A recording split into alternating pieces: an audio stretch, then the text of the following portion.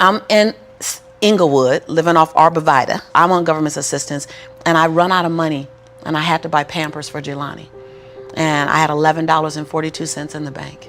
And I remember wrapping my son in a towel for 2 days.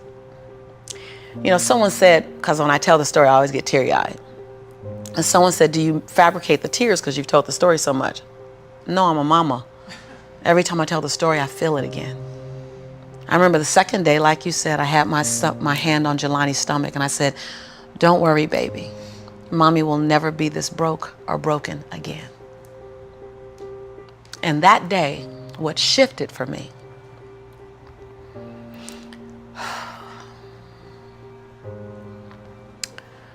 was I was willing, and I don't know if this is going to sound crazy, I was willing to completely die to any form of me that I had been, so that I can birth the woman that I was becoming. The reason why a lot of people won't become who they want is because they're too attached to who they've been. And you hear it all the time when people say, I've always been this way. Okay, well, if that's working for you, keep doing that. I knew it wasn't working for me any longer. I had hit my version of rock bottom. So I was willing to let go of everything and everybody. See, another reason why people won't get there is because the doorway is for you to fit through. You trying to carry everybody else through because you're trying to be Rescue 911. And you got to rescue you first. I am much more valuable to my family and to my community because I was willing to let them go through the door myself, teach myself, learn myself, condition myself, and then come back and get them. I'm much more valuable to them now. But I had to go through a window time of 10 years of judgment. You leaving us, hanging out with white people all the time. You going to these crazy countries. We don't know what you, I had to be willing to allow my conviction to make me inconvenienced. See, we want to grow, but we want to stay liked by everybody. I was willing to be my own rescue at the risk of your approval. But most of us aren't like that. Facebook is an example. We want to be liked. Well, I woke up and I like myself today, so your like is extra. My job is to like me first. I was willing to say every day, Lisa, you like you? Lisa, are you proud of you? Lisa, are you playing full out? Every day before I checked in with anybody else. That's lonely, by the way. Why won't most people do it? Because it's scary and it's lonely. So what did I do? I was willing to find people who had what I didn't have, who were living lives that I wasn't living, who believed things that I didn't know about, and I was willing to become their student. I got up every day and I ate a slice of humble pie. See, when you get to this level, even me 10 years ago, you can get caught up by reading your own fine print. See, whenever I hear people reading my bio, and before I came on and you read my bio, I'm in the back going, yeah, yeah, yeah, yeah, yeah, yeah, yeah, yeah, yeah. Because I don't want to ever think I arrived. That bio is old. You should be interested in my future. Oh, that's my bio. What's my future? Oh, what are you doing? Who am I becoming for 2020? And we get caught up in our bios. We get caught up in our status. I never allowed that to stop me from going and sitting at the hem of someone and saying, what do you know about wealth? See, because there's 3 forms to money. There's 3 relationships to money. We learn how to earn it, we learn how to keep it, and we learn how to grow it. Well, I learned how to earn it because my theme song was, I'm a hustler, baby. And I want you to know, everybody with me, it ain't where I've been, but where I'm about to go. So I was singing that song. That was good. They know, right? I was singing that song when I was working out of my closet as my office. I was in a walk-in closet where you really couldn't walk in, you stepped in and turned, right? and the clothes rack, you know how you have the hanger rack, I had pant hangers in the closet and I had manila folders clipping on the pant hangers. Those are my client files. And I would sit there and I put $2.99 mirrors that you get from CVS. I put them all around my closet walls so that I can make my office look bigger. I worked out of that closet office for 4 years, singing that song. It ain't where I've been, but where I'm about to go. I knew that. I knew how to make money. I didn't know how to keep it because ain't nobody had none in my family. So keeping wasn't an issue. Growing was never an issue. So I went to people who knew how to make it, keep it, grow it. I went to people who was about serving others to the highest level. See, I make a lot of money because I serve more people. See, all your success is on the other side of service. People trying to make money, if it begins and ends with money, it's going to be a short-lived victory. But if it's about transforming lives, then the wind keeps going and going and growing and growing. So I went to people that knew what I didn't know. And I killed my ego every day, murdered my she-go every day. Because I got a big she-go. I mean, come on, right? Every day, Tom. And I got hungry and I learned. I went to the same training 42 times. Yes, I said 42. Some folk will stop because I've been there already. I learned that already. Yeah. No, I wasn't there. I wanted to be able to finish their sentences. I want to know what you know. I want to walk like you, talk like you, and then I want to then embed me in it. But success leaves clues. We're just not picking them up. I was the only African-American person at this conference. I was one of 2 women at this conference. Within the last 29 sessions, I led the conference. But I was willing to be the student first. So that's what I did, number 1. And number 2, I looked at every toxic behavior in my life. Everyone. You see me go behind my own black curtain. People don't want to tell on yourself. You're trying to protect. You're trying to do 4 things. You're trying to protect, prove, hide, and defend. If you wake up every day and say, I have nothing to protect, I have nothing to prove, I have nothing to hide, I have nothing to defend. Now, who do I choose to be? Because your energy is consumed with protecting, proving, hiding, and defending. Right. But if you let go of that, then now you're in creation. Every day I told myself that. Every day I got in the mirror and I said 3 sentences. And I gave each sentence 7 different endings. And at times I was crying so hard I couldn't understand myself because the ending, the sentence was so difficult to say. Every day I looked in the mirror and said, Lisa, I'm proud that you. And I found 7 different things to celebrate Lisa for because we are under-celebrated. Because you want someone to celebrate you more than you celebrating yourself. You want to hear thank you from others more than you're thanking yourself. You want to hear other people say, I love you more than you saying I love yourself. You are teaching the world. I said this on Oprah. And when I said this on Oprah, she said, oh my God, I believe the exact same thing. So I knew I had one thing right. The world is looking at you and following your example of how to treat you. How to treat you. They're following your example of how to treat you. So how you treat you, the world's going to follow your lead. So I had to start treating Lisa better because I was everything for everybody but nothing for myself. And so every day I got in the mirror and I completed 3 sentences. Lisa, I'm proud of you for. Second thing, Lisa, I forgive you for.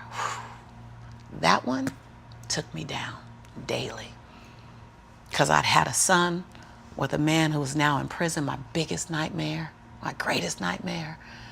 I had been in a relationship that turned mentally and then physically abusive when my son was 3 years old.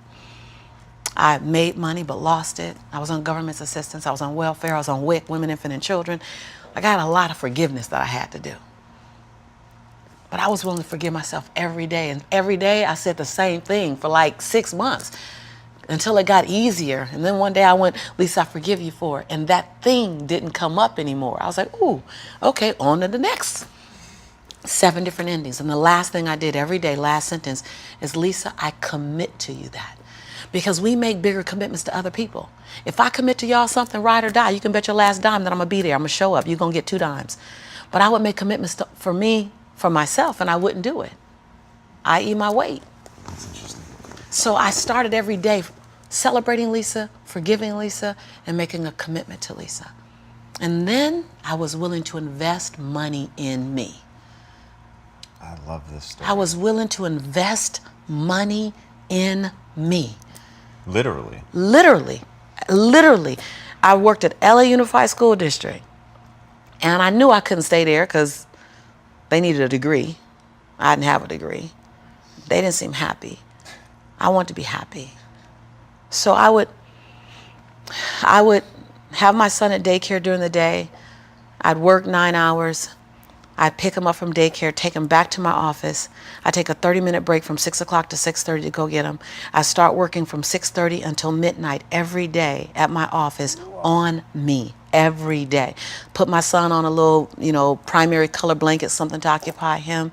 Give him toys that I took the batteries out of so he'd be confused for a little while trying to figure out why they're not working. I'm serious. And I did it every day, every day, every day. I stopped going out to dinner. I stopped going out dancing. I stopped getting my nails done, stopped getting my hair done. And every 2 weeks when Ella Unified paid me, I wrote a check to my dream. And I wrote in the memo line, funding my dream. And I would mail the check to the bank, Wells Fargo. And I mailed a check to myself every 2 weeks for 3.5 years. My family thought, that I was smoking on drugs. Like, she ain't going out. She eating beanies and weenies all week. We think she on drugs, but she's not getting any smaller, so maybe not. And I went to the bank after 3.5 years. This is the story you're talking about. I walked in the bank. I said, I'm just gonna check and see where that account is, because I wouldn't open the statements, because my mother used to say when I was growing up, girl, this money burn in my pocket. And I'm like, I think money hot, and it goes. Thank you so much, and it goes away fast. So I'm not gonna open the statement because I don't want to know how much money I have, because I didn't have a healthy relationship to money. I didn't even know a relationship with money. So while I'm at these trainings, they just kept saying save. So I'm like, okay, I'm gonna save. I didn't need the money that I was writing checks for, because it was the money I used on my nails and my hair. And then every check I wrote to myself, I made a challenge with myself that it had to be 5% more than the next check. Wow. Than the previous check. So I didn't really know how to calculate the 5%. So I'm like, well, I'll just add $30. I'll just add $60. I really didn't know anything about it. Then I went out and got a second job. And I started working in the evenings, less on my business and more out on jobs, so I can write a bigger check. So I learned how to live on $31,000. That's all I was living on, $31,000. We can make it. We got it. I sold my Altima I had at the time. I bought an old Ford Explorer.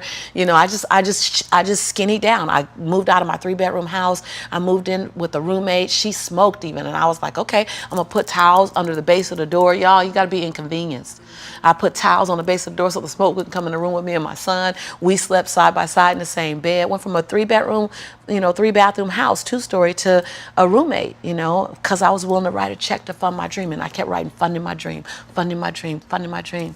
And I walked in the Wells Fargo 3.5 years later, and I gave her my name. I said, hi, my name is Lisa Nichols. And she's like, you the funding my dream lady. I was like, yeah. So all these tellers came running around. The manager came around, because I guess everybody had processed a check or two. Right. And they were like, we all been wondering, like everybody wants to know, what's the dream you funded? And I was like, I don't know, but it's gonna cost some money. I think I got a little money now to fund the dream. And so I said, I just came to get my balance and to see where it is, because I haven't opened any of the statements. They were like, what? I said, no, I haven't opened any of the statements because money burns my mama's pocket, so it might burn my pocket, so I don't want to spend it. So she wrote the balance down. You know how they write the balance down, and she turned it and passed it to me, and I looked at it, and I said, no, ma'am, my name is Lisa Shante Nichols. This is my social security number. I don't even want that money because y'all gonna want it back, and I don't want to get in trouble, so can you just give me my account? Because I didn't know anyone in my family that had $5,000 in their account, $10,000 in the account. So when you write down that I have $62,500 in my account, that's not mine. And so they all teared up, like everybody started crying. They're like, no, it's yours. I looked down at my son, Jelani, who was 5 years old now, and I said, Jelani, I think life is going to change for you and mommy. Oh. My son said, Mommy, can we finally go to McDonald's now? So, because I've been making them homemade Big Macs for a while. I was like, Mama can make you a better Big Mac than, Ronald McDonald. So, because I was willing to inconvenience my entire life. My entire life. I was willing to disrupt my entire life to buy my future, to buy my possibility, to give my dream a chance. See, we're not supposed to tuck our dreams in on the pillow when we get up in the morning. We're not supposed to leave them at home and go and fulfill somebody else's dream. We're not supposed to do that. That's not what we're wired to do. That's not who we are. Your human spirit doesn't care about the economy. The human spirit doesn't care that my son's father went to prison. The human spirit doesn't care what's happened to your family. The human spirit doesn't care about the past. You may have been molested, or your family may have been broke, or you may have been betrayed, or you may have a divorce. Your human spirit doesn't care about any of that. Your human spirit simply says, what's our command for tomorrow? What do you want to create? It's not keeping score. Your brain is keeping score, because your brain is designed to keep you safe. Your soul, your intuition, your human spirit is designed to make you soar. And when you get to the edge of that stage, I want to get up right now. Can I get up right now? Whatever you want. Okay. Think I'm gonna tell Lisa Nichols no? Come on now. When you get to the edge, your brain will always tell you to step back. It's always going to tell you to step back, because you can fall. Always. It's going to tell you to step back, because before you fell, the last time you did this, you saw someone else fail. You could hurt. You could be off work. It's going to tell you. It's designed to keep you safe. So you have to be willing to play between your brain and your soul. And on some days, you got to just listen to your soul. And you got to say, I'm going to leap. I'm going to get to the edge. Most people are at the edge, and you're standing at the edge and you're watching everyone else fly. That's Pimp My Ride, Watch My Crib, all this stuff. You know, watching people's lives on Facebook. You're at the edge, watching someone else live, wondering what it's going to be like when you jump without ever jumping. And I'm just here to tell you, jump. Because only three things can happen. You're either going to jump and fly, or you're going to jump and fall on something soft, or you're going to fall down hard. Either way, you're going to get back up. You already know you got what it takes to get back up. Your greatest fear is not that you will fall. Your greatest fear is that you will live a full life and never fly, that you never leaped. You're not afraid of dying. You're afraid of dying before the world sees who you really are, before they really get your fingerprint, before they really feel your breath, before they really get your contribution, before they really feel you. That's what you don't want to happen. You don't want to leave this place without us knowing you were here. All I'm doing is giving my dream a chance. And I'm not extraordinary. You don't get off the hook. You don't get to be let off the hook. I'm an ordinary woman who chooses every day to make one more extraordinary decision. You're a grinder. Yeah, right? Like